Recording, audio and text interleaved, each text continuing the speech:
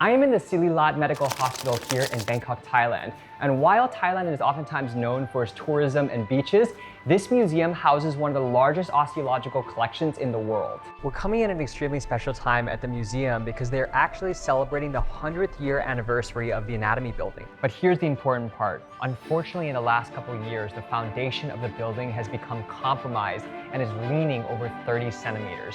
For a century, this museum has remained hidden from cameras. Recording of any kind has been strictly forbidden until now. This may be the only public footage that will ever exist, and as someone that was born and raised in Bangkok City, it's a privilege for me to share this fascinating anatomical collection.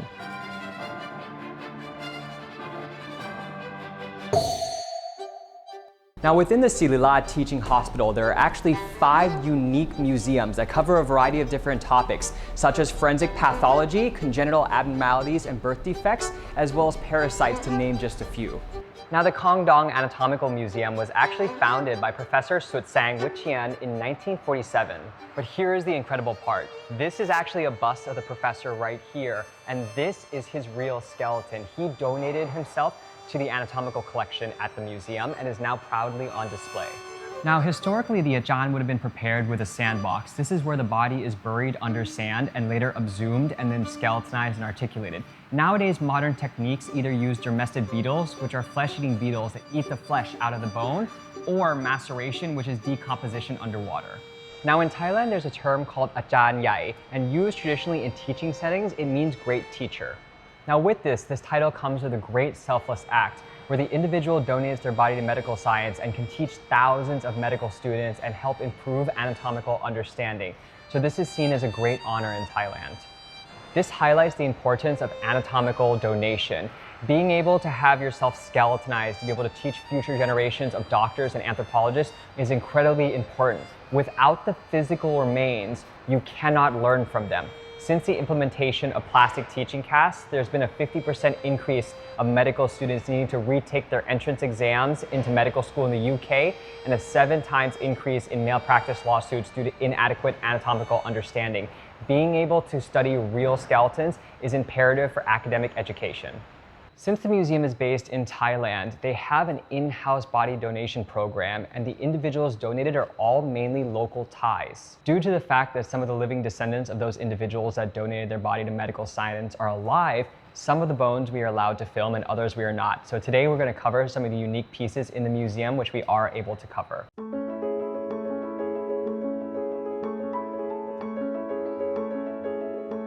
Now, this skeleton has to be one of the most visually striking skeletons on display in the museum. This individual had osteogenesis imperfecta, also known as brittle bone disease. Now, since all the individuals in this museum were donated, they actually have the live cast of the individual right here on display next to the person. Now, osteogenesis imperfecta has a variety of different types, some of them being more fatal than others.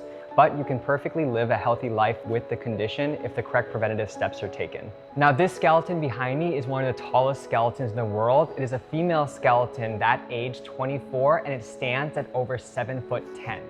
Now, I currently am 5'10", so just look at the comparison between me and this skeleton right here. There are only around 4 museums in the world that has an individual with gigantism on display: the Bone Museum in Brooklyn, New York, the Hunterian Museum with the Iris Giant, the Mutter Museum with the Mutter Giant, as well as in the Congdon Anatomical Collection. This museum doesn't have 1, but 2 skeletons with gigantism, 1 female and 1 male, and they're standing next to me. When we look at individuals with gigantism, they can often have over-exaggerated features. For instance, on this female skeleton, the mastoid process is extremely huge and there is an over-enlarged mandible. These 2 skulls help students better understand cranial development. For instance, the anterior fontanelle closes by the age of 2, so we can see on these 2 skeletons here, one of them, the anterior fontanelle, has almost fused shut while the other one still remains open. Now, this here is called an exploded skull or a Beauchene skull.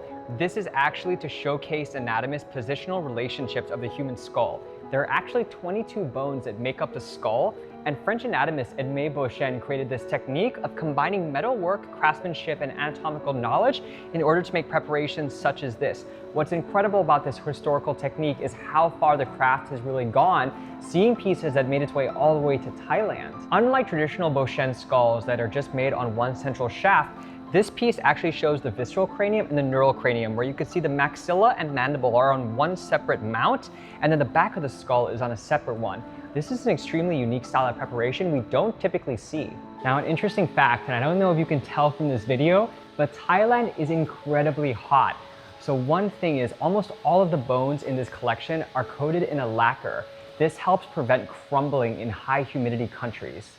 Now, when it comes to this entire collection here, it's not much bigger than the Bone Museum in Brooklyn, New York. Oftentimes when people think about anatomical collections, they think about these vast and wide rooms, but most anatomical collections are not that big. It's actually the back storage is where the majority of the collection is held.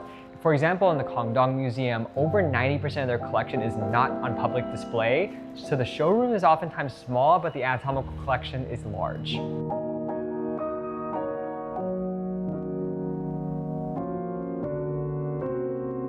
Now in Thailand, working at the Siriraj Teaching Hospital, the majority of medical students that are learning here currently will just work on cadaver labs and their willed body program. But this anatomical collection on public display serves to make it more accessible to the general public as well as tourists. Those keen on learning about osteological collections can purchase a ticket at the front desk to go see the 5 separate museums. Now there's a separate building where you can go to buy the ticket from that is different from this building, but from there you can go see all 5 museums with 1 ticket purchase. We're coming in an extremely special time at the museum because they're actually celebrating the 100th year anniversary of the anatomy building. And this is their new exhibit here, celebrating that history. This building 100 years ago used to teach their anatomy students and since has been converted to the museum where students now study in a separate building. As we make our way around the exhibit, it covers the broader history of the foundation of the collection and how it was started, as well as other aspects of anatomical knowledge and understanding to help the general public understand their body better. Now here's the important part of the video. The building titled the Anatomy Building, where the Congdon Museum is located in, is over 100 years old and is classified as a heritage site. Unfortunately, within the last couple of years, the foundation has become compromised and the building is now leaning 30 centimeters forward, which is causing structural damage to the building. They're trying to raise funds in order to re-stabilize the foundation in order to continue to educate the general public. If the museum cannot raise the funds in order to stabilize the building, they might have to permanently close the exhibit or relocate the anatomy collection to a separate location, and that can greatly affect the general public's ability to view and appreciate these anatomical specimens. By watching this video, you're already helping the cause. We will be donating 100% of the proceeds directly to the museum. As long as you guys are watching, you're helping out. By supporting this work, we can help preserve one of the few osteological collections still on public display. At the Bone Museum, we believe the study of bones shouldn't be limited by academic titles. Curiosity and respect is all that's required.